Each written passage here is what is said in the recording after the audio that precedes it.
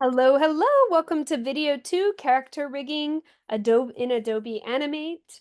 And we are video 2 of moving our characters along our stage using large gestures. So walking, jumping. We're going to be prepared to do that today. Okay, we have a little bit more preliminary work. This one's going to be a pretty easy one. Now that we have all of our layers in order here, just like I was suggesting for the last video, make sure you unnested the ones I told you to unnest. We are going to now do something called moving the pivot points, and this is going to be kind of crucial. Let me start with the foot, and I'm going to start with my right foot, or her left. Okay, so I want to show you this on the foot. So I'm double clicking on the foot until I have this, let's see, I have this blue bounding box if I've got the selection tool on. And I want to show you something. So if you grab your selection tool up here and you click on your symbols, you'll see a blue box around those symbols. But if you click on the quick transform tool, you'll have handles to transform your shape. And you will also have a white dot somewhere. Yours might be over here, or even over here. But no matter where it is located.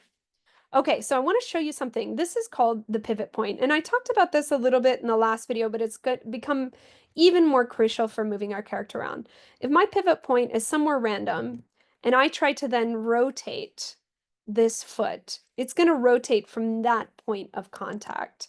And that's not what we want. We want something natural. I want you to delineate where your ankle is and make that where the pivot point is. We'll have some limitations over here on how far our foot can move, right, up and down. But we'll want sort of a point in which it looks kind of natural here. Also, when we move this leg, or this ankle, the leg will come with it. And I'll talk a little bit about that in terms of parenting layers. But we want it at the ankle joint. Okay, so let's move up the leg. Then don't step too far in. If you get these white dots, you're not in the right place. Let's go to our composition and to our symbol. So I'm on the right leg lower. I want this one to occur at my knee.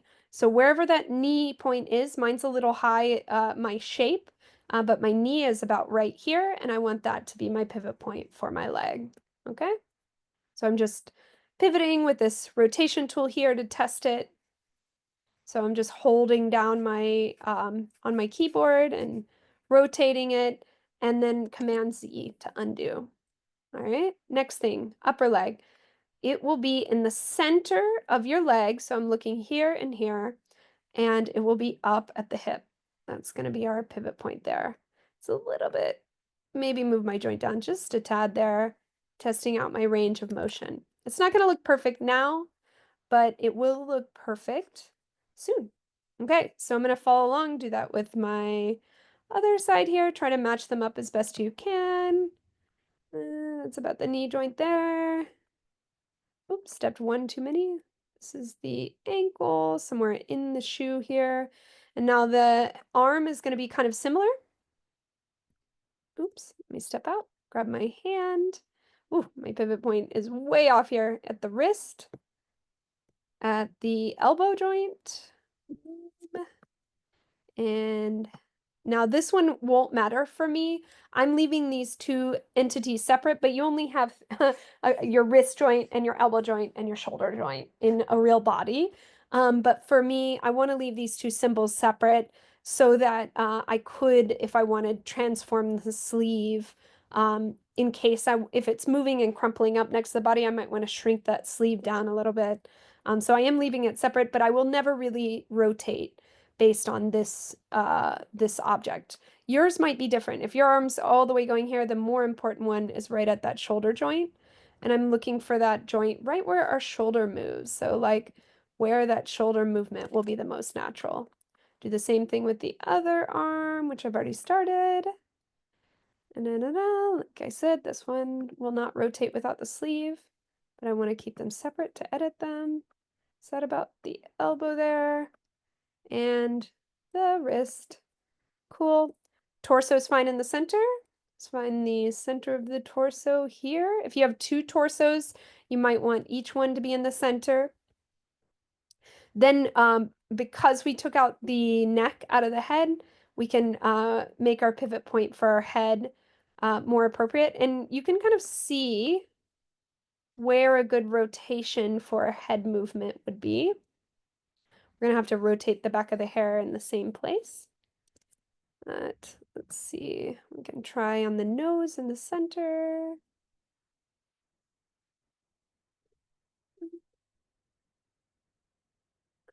see, I think I actually like it right more towards the chin.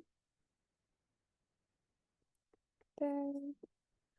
And I'm actually going to make this 50% opacity, and then I'm gonna put that hair back because it's should be moving with the head, but I know some of you guys had to pull it out in a similar spot so that when I rotate one, I'll rotate the other in the similar rotation. So kind of find that same spot for that.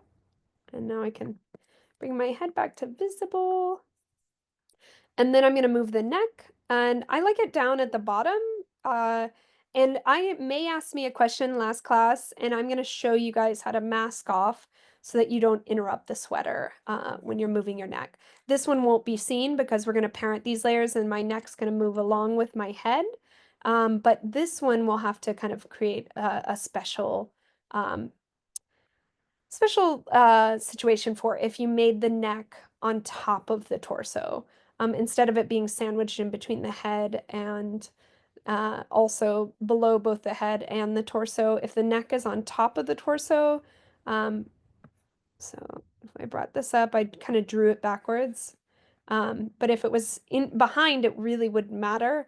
But I'm going to show you how to fix that. So let me make sure my torso is behind my arms, but below my legs and my pelvis. Or, yeah, behind my arms, but above my pelvis and my legs. Okay, so I've got my neck point, I've got my head point, I've got my back of the hair that matches my head, I have my torso in the center, I have my shoulders, my elbows, my wrists, and my top of my thighs, my knees accounted for right there, uh, right there, and my ankles on both sides. Let's see, pushing down. And then the last one is the pelvis. So I might lock everything because my pelvis is kind of in the middle, and I'll unlock that hip joint. I want to make sure that one's really centered. So when I'm twisting my body, seems kind of natural. I might lower it just a tad so it's actually at the pelvis spot. That one's going to be less important, but I do want it to be there. Okay, so my hip joint there. Okay, all right, all set. We have all of our pivot points in order. We're looking good. We have our pivot points in order. We have all of our layers out. Again, it's head, then neck, then the back of the hair, then arm left, all of arm left, hand, shoulder, sleeve, whatever shoulder, all of arm right, torso, all of leg left and leg right, and then my hip joint at the bottom. Hopefully yours looks the same, and we will be on our way to video 3. All right, let's start video 3. I'm going to be doing some bones in our arms and legs, and then we will work on layer parenting next. So I'm looking forward to it. Okay, see you soon.